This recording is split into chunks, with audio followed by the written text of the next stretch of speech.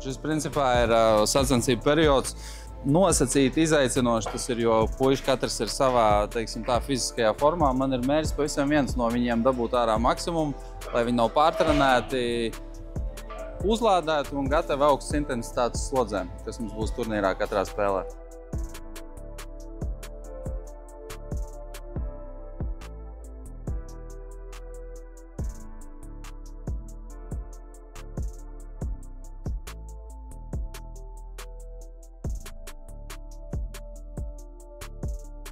Ļoti ērti kā aizsargi. Paldies Baueram, ka deva man iespēju spēlēt ar tādiem.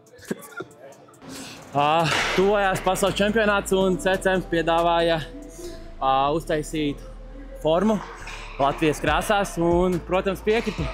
Es pateicu dažas lietas un uztaisīju dizainu man. Galvenais bija krāsas, lai nav tik bordo, bet lai galvenā ir baltā un bordo tā pieskaņai.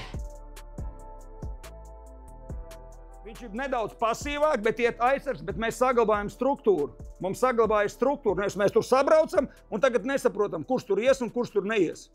Vai mēs tagad tu ej, nē, tu nē, un mēs sākam pa 5 reizēm mainīties, un tie, kas māk ātri spēlēt, rada sev labus momentus.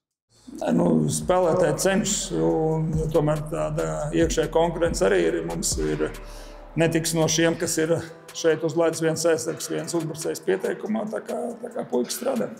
Tad mums ir jātiek skaidrībā, jāsliekā skaisti runājot tā puzle, lai tā spēle būtu tāda, kā mēs to gribam. Lai saprastu, ko mēs gribam spēlēt, kā spēlēt, gan ar ripu, gan bez ripu, gan vairāk un gan mazākums. Tā laika ir ļoti maz, šis bija tikai 5. treniņš un pēc idejas tev vajag visu.